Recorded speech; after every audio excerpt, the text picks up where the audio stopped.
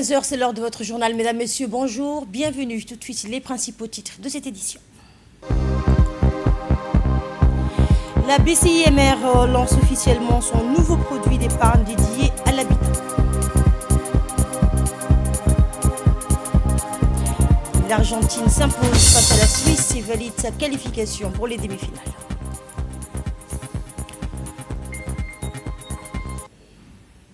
Et nous ouvrons ce journal avec l'actualité économique nationale à travers le lancement d'une nouvelle solution bancaire destinée à accompagner les ménages djiboutiens dans leur projet d'accès à la propriété.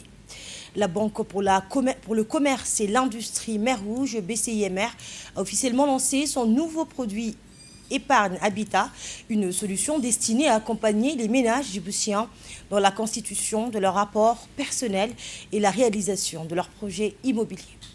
Première banque du pays a proposé une offre de ce type. La BCIMR affirme ainsi son engagement à innover au service des citoyens et à contribuer à faciliter l'accès au logement et à la propriété.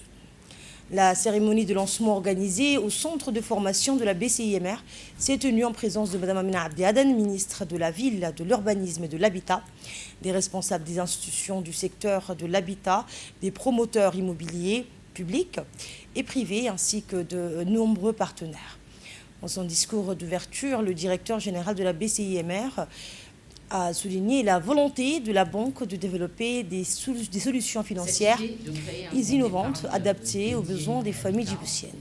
Il a rappelé l'engagement de l'institution à accompagner les citoyens dans la concrétisation de leurs projets de vie, notamment dans le domaine de l'habitat. Prenant la parole également, le directeur général adjoint de la BCI, Abdelkader Balah Chehem, a présenté les ambitions de cette nouvelle offre avant que plusieurs acteurs du secteur immobilier ne saluent donc cette initiative. Accessible et attractif. Simple, c'est un produit épargne habitat qui est un compte épargne tout simple, vraiment tout simple, comme on en a déjà d'autres, qui est consultable sur BCI Connect, complètement digitalisé, avec la possibilité de verser chaque mois de toutes petites sommes, donc à partir de 1 franc Djibouti, chaque mois. Par contre, il faut mettre 5000 francs Djibouti au départ, ce qui n'est pas une somme monstrueuse, mais en tout cas, c'est ce qu'on a estimé être le minimum nécessaire pour y parvenir. Presque tout le monde peut ouvrir un compte épargne habitat, supposer que les gens disposent de 5000 francs Djibouti, et je disais, le strict minimum chaque mois peut suffire à abonder chaque mois sur son compte épargne. Attractif car les clients qu'ils souhaitent, donc je le disais, peuvent bénéficier d'une rémunération de leur épargne et pourront bénéficier surtout, et j'insiste, d'un bonus de 1% sur le taux d'intérêt du crédit immobilier. À partir du moment où on ouvre ce contrat d'épargne épargne habitat, eh bien, au bout d'un certain temps, les clients pourront bénéficier, quand ils souscriront le crédit, d'un bonus de 1% sur leur crédit immobilier. 1%, c'est pas rien. Ça peut représenter beaucoup d'argent sur 20 ans. Et c'est un bon moyen d'aider au succès notre produit d'épargne. Et le directeur général adjoint de la BCIMR, M. Abdelkader Balah, a présenté les objectifs de cette nouvelle offre et son rôle dans l'accompagnement des ménages djiboutiens dans leurs projets immobiliers. On l'écoute. BCIMR et je pense surtout l'équipe dirigeante de la banque sont convaincus que financer le logement des Djiboutiens à la BCIMR est plus qu'essentiel. Donc, je voulais m'adresser aux personnes présentes ici que la BCIMR s'engage à financer tous les projets immobiliers de tous les Djiboutiens, qu'ils soient les logements sociaux, les résidentiels et le locatif. Il faudra aussi, je profite de cette occasion pour rappeler aux personnes présentes ici que non seulement la BCIMR finance des projets des familles djiboutiennes, mais aussi tous les jours on réfléchit, on travaille avec nos partenaires et en premier le ministère de l'Habitat à innover, à mettre en place des produits. Aujourd'hui, la BCIMR a la capacité de financer de logements à 3 millions. 3 millions où, il y a quelques jours, on a remis des clés. J'ai moi-même et mes équipes participé à la remise des clés de ces logements. Avec 3 millions, vous pouvez imaginer, des Djiboutiens, des familles djiboutiennes ont accès à des logements de F3, F2, F3, eau, électricité, inclus plus le terrain. C'est du jamais vu à Djibouti et c'est inédit. Et notre client paye 20 000 francs par mois. Je ne suis pas sûr qu'à Djibouti, ni notre banque de la place, ce type de produit existe. Et pour sa part, la ministre de la Ville, de l'Urbanisme et de l'Habitat, Mme Amina Abdi Aden, a salué cette initiative qui constitue un levier supplémentaire pour favoriser l'accès à la propriété. Je propose de l'écouter. Le produit qui est lancé aujourd'hui par la BCIMR, qui est quand même une banque citoyenne, comme vous l'avez souligné, monsieur le directeur, voilà. C'est un produit qui est très utile parce que disposer d'un logement, d'un toit, c'est un projet de vie. Et un projet de vie ne se conçoit pas en une journée ou en un instant, c'est un projet qui se prépare de longue haleine. Et permettre à chaque Djiboutien, quel que soit son âge, de disposer d'un compte pour mettre de l'argent dedans, c'est quelque chose de très utile. Parce que souvent, comme vous l'avez souligné, les familles sont souvent confrontées à dépenser pour des choses utiles, mais aussi, comme tout le monde aspire à avoir un toit, il était aussi donc indiqué qu'ils puissent mettre quelque chose de côté et que la famille puisse avoir un toit. C'est vraiment une très bonne chose et je vous dis bravo, bravo. Concernant le crédit, je sais qu'on a le taux de crédit le plus faible dans la région. Il y a quelques années, pas plus tard qu'une dizaine d'années, les taux du crédit à l'immobilier, il était autour de 16. Je crois, le plus intéressant était autour de 14. Aujourd'hui, on est à moins de 8. Et l'engagement du gouvernement, c'est d'amener les banques de la place à aller encore en deçà et avoir des produits qui soient, des taux de crédit qui soient beaucoup plus compétitifs que ceux que nous avons aujourd'hui.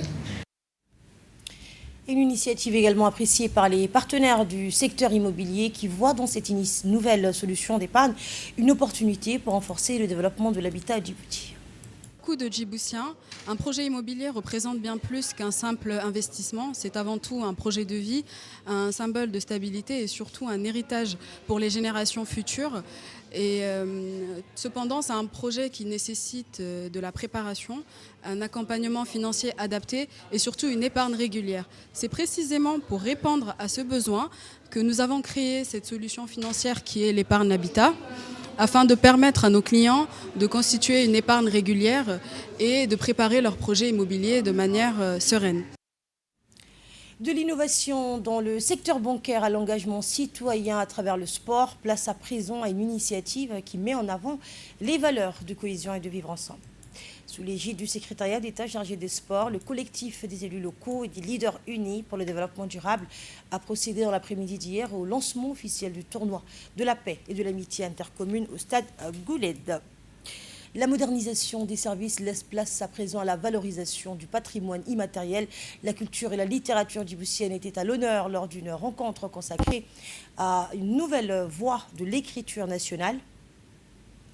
La salle de conférence et la Bibliothèque et des Archives nationales a accueilli hier une soirée littéraire consacrée à la présentation et à la dédicace des 2 premières œuvres de l'écrivaine et diplomate djiboutienne Zahra Hassan Cher. 2 ouvrages rédigés en langue arabe. Après plusieurs jours de préparation, cet événement culturel a réuni plusieurs personnalités du monde littéraire et culturel national, parmi lesquelles le conseiller principal de la ministre de la Jeunesse et de la Culture, M. Idriss Moussa, le directeur général de l'Agence nationale de la promotion de la culture, Mohamed Hussein, le vice-président de l'Union des écrivains djiboutiens, Aras Dabalé, ainsi que le président du club d'histoire de Djibouti, Mohamed Chami. Organisée par le ministère de la Jeunesse et de la Culture en partenariat avec l'Union des écrivains djiboutiens. Cette rencontre s'inscrit dans le cadre des efforts visant à promouvoir la création artistique et littéraire nationale et encourager l'émergence de nouveaux talents. À travers ces 2 ouvrages, Zahra Hassan Cher propose une expérience littéraire portée par des réflexions humaines, et des thématiques inspirées des réalités de la vie, contribuant ainsi à enrichir la production littéraire en langue arabe à Djibouti.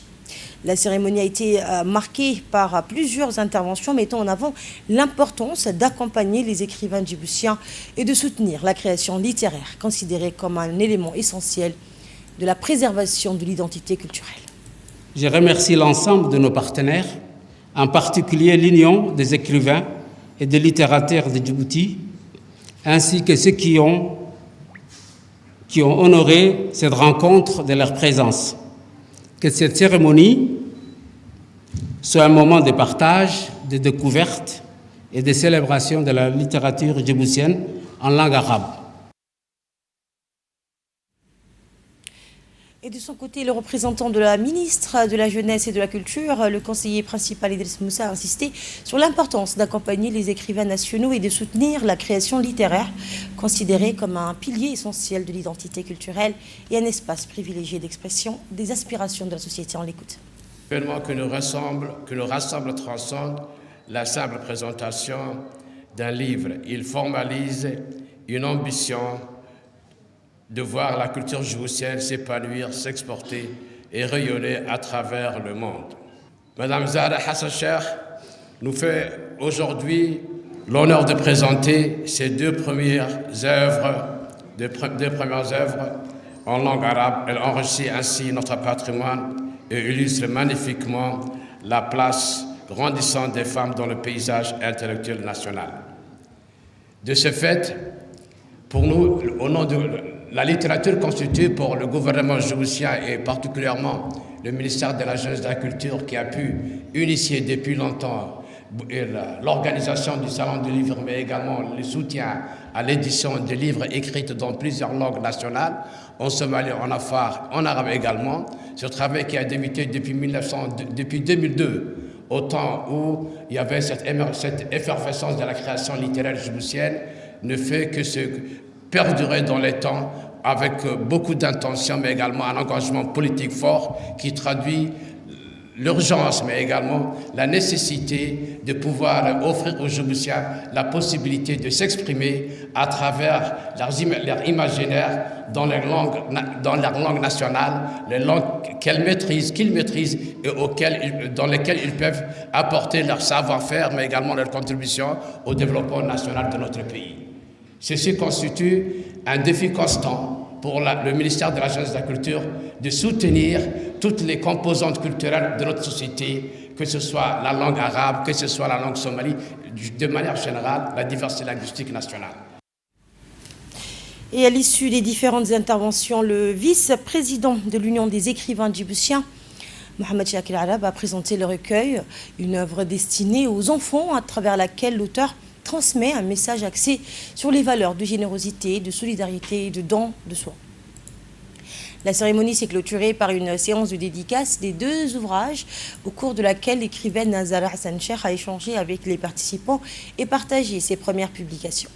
Ces derniers ont salué cette nouvelle contribution littéraire, estimant que la sortie de deux ouvrages dès le début de son parcours constitue un apport important à la scène culturelle nationale et témoigne du dynamisme croissant de la création littéraire à Djibouti.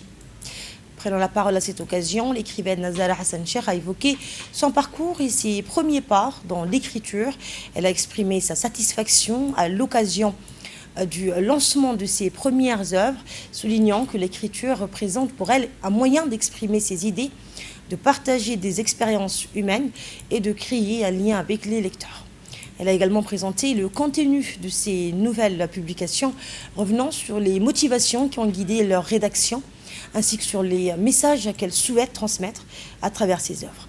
Pour l'auteur, cette étape marque le début d'un parcours littéraire qu'elle souhaite consacrer à la promotion de la culture nationale et à l'enrichissement de la bibliothèque djiboutienne. Elle a enfin adressé ses remerciements au ministère de la Jeunesse et de la Culture, à l'Union des écrivains djiboutiens, au Club de la Nouvelle Djiboutienne, ainsi qu'à toutes les personnes ayant contribué à la réussite de cette rencontre culturelle. Cette manifestation s'inscrit dans les efforts visant à promouvoir les talents littéraires nationaux et à renforcer la place de la littérature et des arts comme vecteur de transmission culturelle, de préservation de la mémoire collective et de valorisation de l'identité djiboutienne. Et de la création littéraire, on retrouve notre magazine du jour. Au programme de cette mission, des séances techniques, des rencontres avec les acteurs institutionnels, ainsi que des visites des principales infrastructures portuaires. Un reportage signé Mohamed Hamed Ali.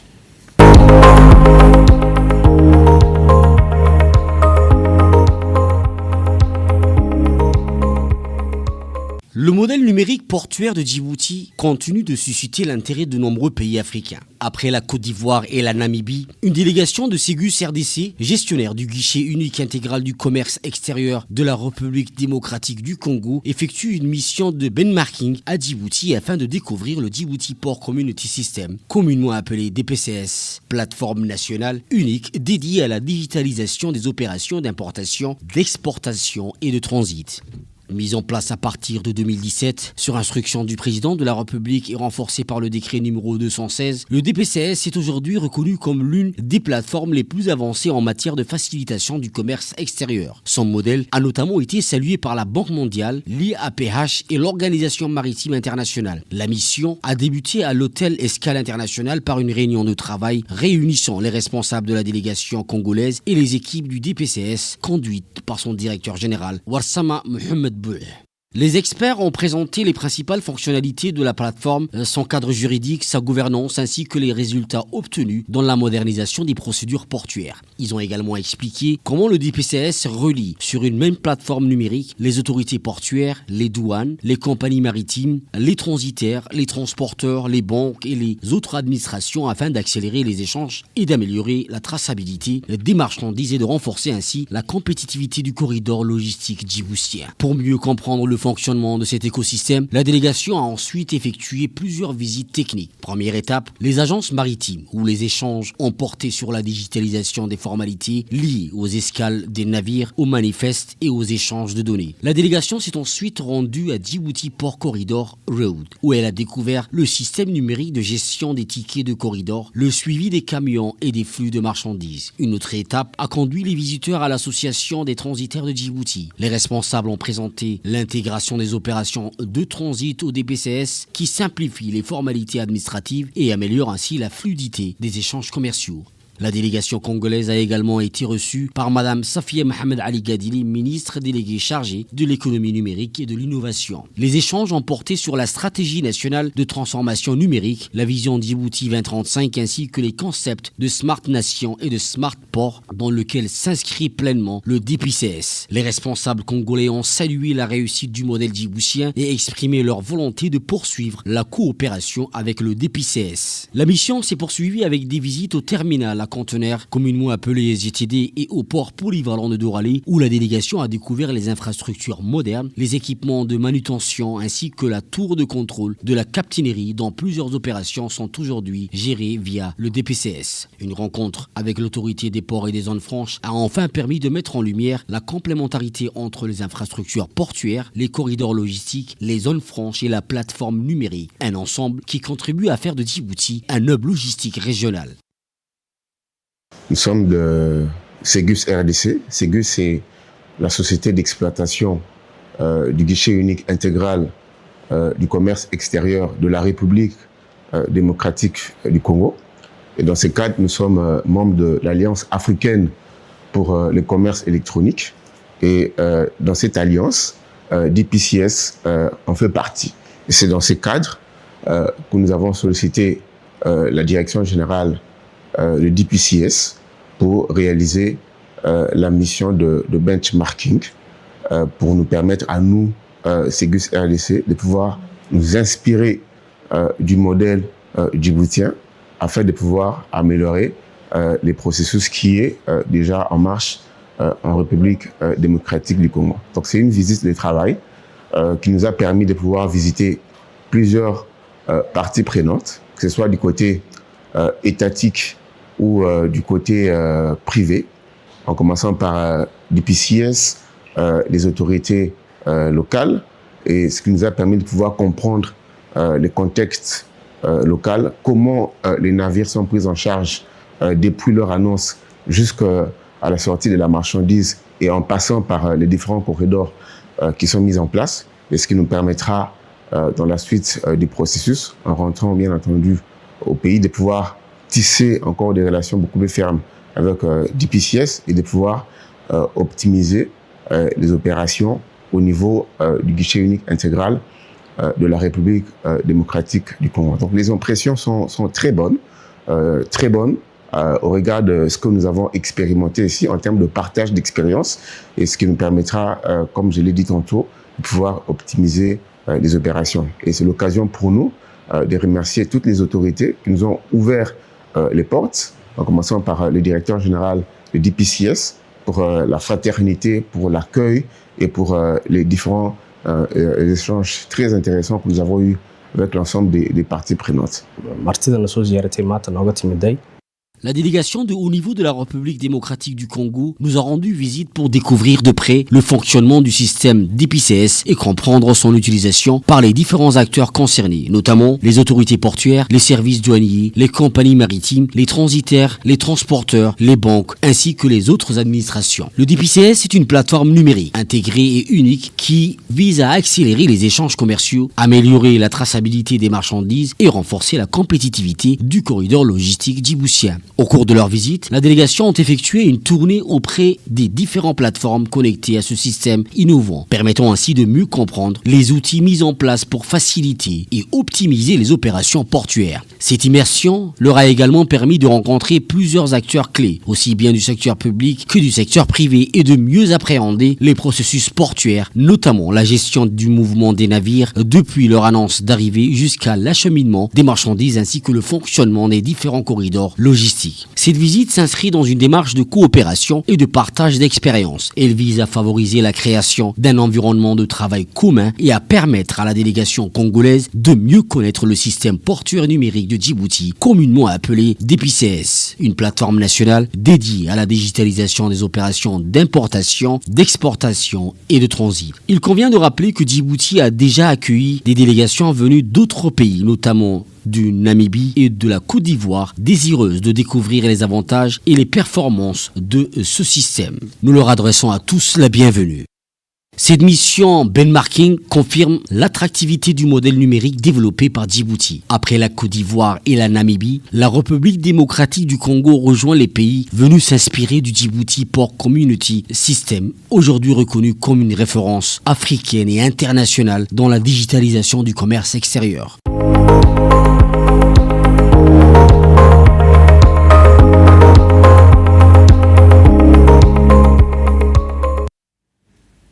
Et nous poursuivons ce journal avec un dossier consacré au renforcement de la coopération sécuritaire dans la Corne de l'Afrique. La coopération sécuritaire régionale se renforce dans la Corne de l'Afrique. La police fédérale éthiopienne de l'autorité intergouvernementale pour le développement, l'IGAD, ont signé un protocole d'accord stratégique visant à consolider la collaboration en matière de formation, de capacité et de lutte contre les menaces transfrontalières. Fardous Hussein nous en dit plus. La police fédérale éthiopienne et l'IGAD, l'autorité intergouvernementale pour le développement, ont signé un protocole d'accord stratégique visant à renforcer la coopération régionale en matière de sécurité, de formation, de développement des capacités institutionnelles dans le cadre des efforts déployés pour promouvoir la paix et la stabilité dans la Corne de l'Afrique.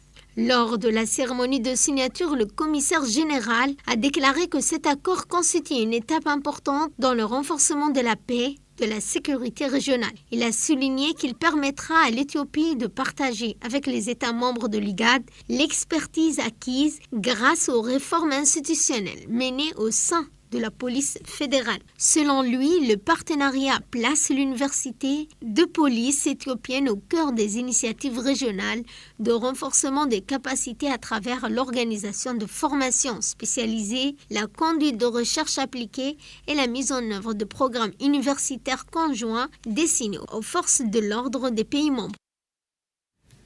Place maintenant à l'actualité sportive internationale avec la suite de la Coupe du Monde 2026. Les derniers résultats des quarts de finale ont livré leur verdict et justement les champions du monde en titre poursuivent leur route. L'Argentine a décroché son billet pour les demi-finales après une victoire face à la Suisse. Et c'est ainsi que se referme cette édition. Merci à vous de l'avoir suivi.